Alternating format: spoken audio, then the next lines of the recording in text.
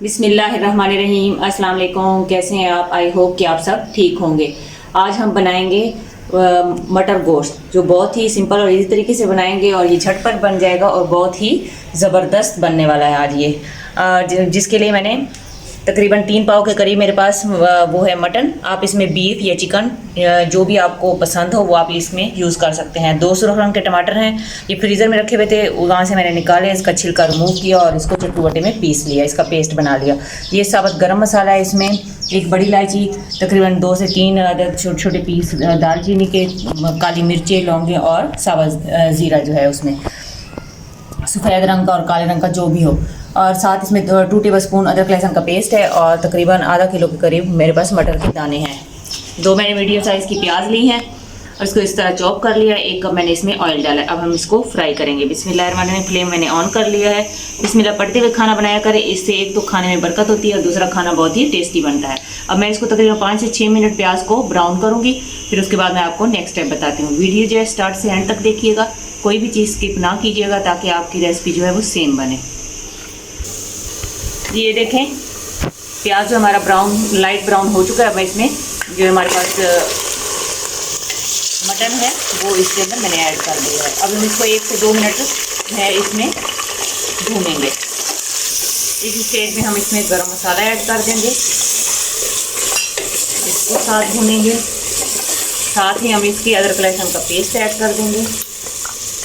बर्तन को अच्छे से साफ कर लिया करें, कोई भी चीज़ ज़ाया ना किया करें। इस तरह इसको अच्छे से 1 से 2 मिनट अब हम अच्छे से भूनेंगे। ये देखें अच्छे से भून चुका है। अब हम इसमें ड्राई स्पाइसेस ऐड करेंगे।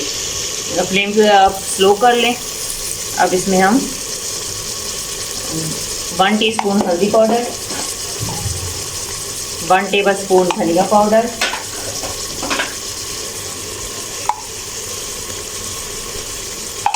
1 टेबलस्पून इसमें मैंने सुरख मिर्च पाउडर ऐड कर दिया है।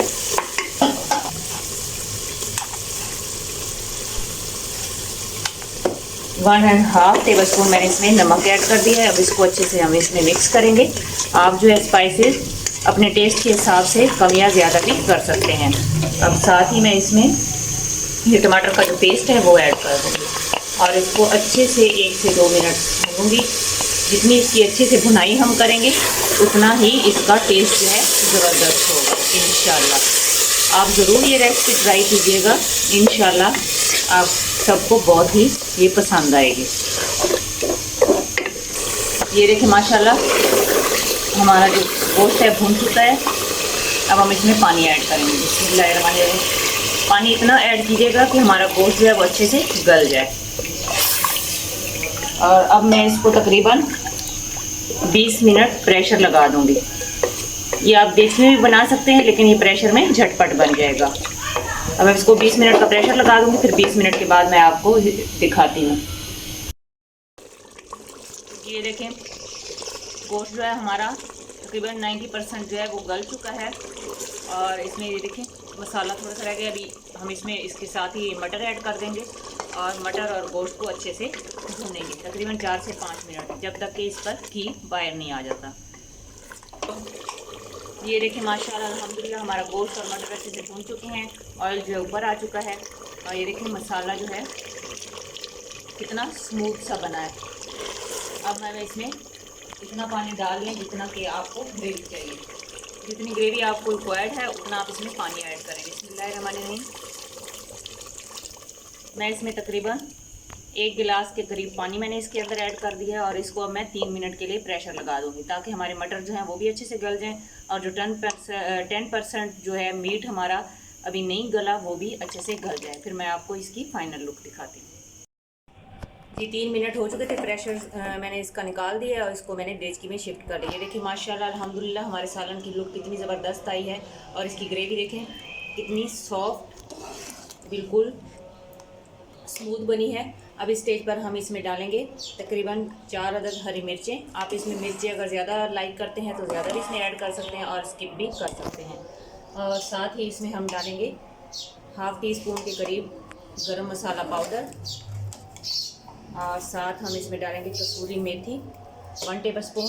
इससे इसका टेस्ट जो है और ज़्यादा बढ़ जाएगा और खुशबू भी अच्छी आने लगेगी। और जो सालन का ऑयल है वो फ़ौरन से ऊपर आ जाएगा। ये देखिए माशाल्लाह। और साथ ही इसमें अब हम हरा धनिया ऐड कर देंगे।